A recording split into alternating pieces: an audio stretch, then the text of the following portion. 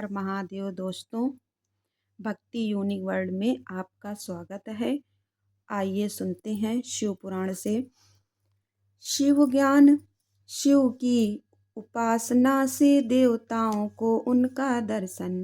सूर्य देव में शिव की पूजा करके अर्धदान की विधि तथा व्यासावतारों का वर्णन। श्री कृष्ण बोले, भगवान अब मैं उसे शिव ज्ञान को सुनना चाहता हूँ जो वेदों का सार तत्व है तथा जिसे भगवान शिव ने अपने शरणागत भक्तों की मुक्ति के लिए कहा है। प्रभु शिव की पूजा कैसे की जाती है, पूजा आदि में किसका अधिकार है तथा ज्ञान योग आदि कैसे सिद्ध होते हैं। उत्तम व्रत का पालन करने वाले मुनीश्वर ये सब बातें विस्तार पूर्वक बताइए। उपमन्यु ने कहा, भगवान शिव ने जिस वेदोक्त ज्ञान को संक्षिप्त करके कहा है वही शैव ज्ञान है। वह निंदा स्तुति आदि से रहित तथा श्रवण मात्र से ही अपने प्रति विश्वास उत्पन्न करने वाला है। यह दिव्य ज्ञान गुरु की कृपा से प्राप्त होता है और अनायास ही मोक्ष देने वाला है। मैं उसे संक्षेप में ही बताऊंगा क्योंकि उसका विस्तार पूर्वक वर्णन कोई कर ही नहीं सकता है। पूर्व काल में महेश्वर शिव सृष्टि की इच्छा करके सत्यकार कारणों से नियुक्त हो स्वयं ही अव्यक्त से व्यक्त रूप में प्रकट हुए। उस समय ज्ञान रूप भगवान विश्वनाथ ने देवताओं में सबसे प्रथम देवता वेदपति ब्रह्मा जी को उत्पन्न किया। ब्रह्मा ने उत्पन्न होकर अपने पिता महादेव को देखा तथा ब्रह्मा जी के जनक महादेव जी ने भी उत्पन्न हुए ब्रह्मा की ओर स्नेह पूर्ण दृष्टि से देखा और उन्हें सृष्टि रचने की आज्ञा दी। रुद्रदेव की कृपा दृष्टि से देखे जाने पर सृष्टि के सामर्थ्य से युक्त हो उन ब्रह्मा देव ने समस्त संसार की रचना की और पृथक पृथक वर्णों तथा आश्रमों की व्यवस्था की। उन्होंने यज्ञ के लिए सोम की सृष्टि की। सोम से द्युलोक का प्रादुर्भाव हुआ। फिर पृथ्वी अग्नि सूर्य यज्ञमय विष्णु और शचीपति इंद्र प्रकट हुए। वे सब तथा अन्य देवता रुद्राध्याय पढ़कर रुद्रदेव की स्तुति करने लगे। तब भगवान महेश्वर अपनी लीला प्रकट करने के लिए उन सब का ज्ञान हर कर प्रसन्न मुख से उन देवताओं के आगे खड़े हो गए।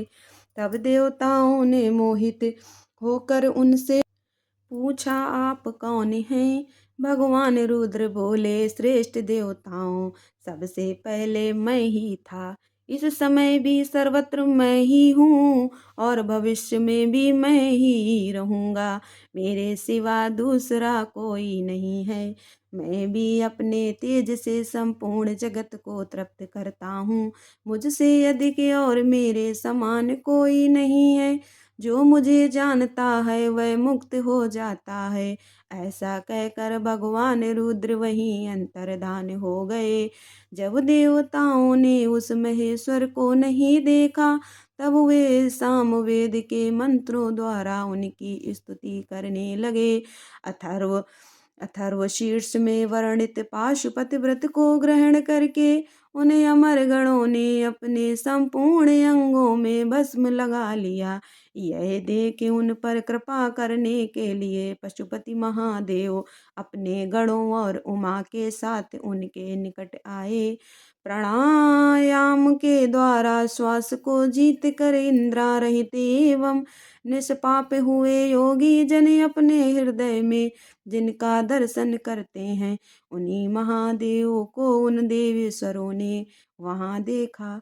जिन्हें ईश्वर की इच्छा का अनुसरण करने वाली पराशक्ति कहते हैं उन वामलोचना भवानी को भी उन्होंने वामदेव महेश्वर के वाम भाग में विराजमान देखा, जो संसार को त्याग कर शिव के परम पद को प्राप्त हो चुके हैं तथा जो नित्य सिद्ध हैं। उन गणेश्वरों का भी देवताओं ने दर्शन किया। तत्पश्चात देवता महेश्वर संबंधी वैदिक और पौराणिक दिव्य स्त्रोतों द्वारा देवी सहित महेश्वर की स्तुति करने लगे। तब वृषभ ध्वज महादेव जी भी उन देवताओं की ओर कृपा पूर्वक देख कर अत्यंत प्रसन्न हो स्वभावता मधुर वाणी में बोले, मैं तुम लोगों पर बहुत संतुष्ट हूँ। उन प्रार्थनीय एवं पूज्यतम भगवान वृषभ ध्वज को अत्यंत प्रसन्नचित जान देवताओं ने प्रणाम करके आदर पूर्वक उनसे पूछा। देवता बोले, भगवान इस भूतल पर किस मार्ग से आपकी पूजा होनी चाहिए और उस पूजा में किसका अधिकार है, यह ठीक ठीक बताने की कृपा करें। तब देवेश्वर शिव ने देवी की ओर मुस्कुराते हुए देखा और अपने परम घोर सूरमय स्वरूप को दिखाया।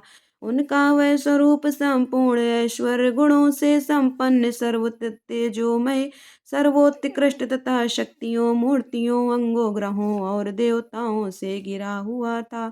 उसके 8 अंग भुजाएं और 4 मुख थे। उसका आधा भाग नारी के रूप में था। उसे अद्भुत आकृति वाले आश्चर्यजनक स्वरूप को देखते ही सब देवता यह जान गए कि सूर्यदेव, पार्वती देवी, चंद्रमा, आकाश, वायु, तेज, जल, पृथ्वी तथा शेष पदार्थ भी शिव के ही स्वरूप हैं। संपूर्ण चराचर जगत शिवमय ही हैं। परस्पर ऐसा कहकर उन्होंने भगवान सूर्य को अर्घ दिया और नमस्कार किया। अर्घ देते समय वे इस प्रकार बोले, जिनका वर्ण सिंदूर के समान है और मंडल सुंदर है, जो सुवर्ण के समान कांतिमान आभूषणों से विभूषित हैं, जिनके नेत्र कमल के समान हैं, जिनके हाथ में भी कमल है, जो ब्रह्मा, इंद्र और नारायण के भी कारण है, उन भगवान को नमस्कार है। यों कहे उत्तम रत्नों से पूर्ण सुवर्ण कुमकुम कुश और पुष्प से युक्त जल सोने के पात्रों में लेकर उन देवेश्वर को अर्घ दे और कहे, भगवान आप प्रसन्न हो, आप सबके आदि कारण हैं, आप ही रुद्र विष्णु ब्रह्मा और सूर्य रूप हैं। गणों सहित आप शांत शिव को नमस्कार है, जो एकाग्रचित हो सूर्य मंडल में शिव का पूजन करके प्रातः काल, मध्यान्ह काल और सायं काल में उनके लिए उत्तम अर्घ देता है, प्रणाम करता है और इन श्रवण सुगध श्लोकों को पढ़ता है, उसके लिए कुछ भी दुर्लभ नहीं है। यदि वह भक्त है तो अवश्य ही मुक्त हो जाता है। इसलिए प्रतिदिन शिव रूपी सूर्य का पूजन करना चाहिए। धर्म, अर्थ, काम और मोक्ष के लिए मन, वाणी तथा क्रिया द्वारा उनकी आराधना करनी चाहिए।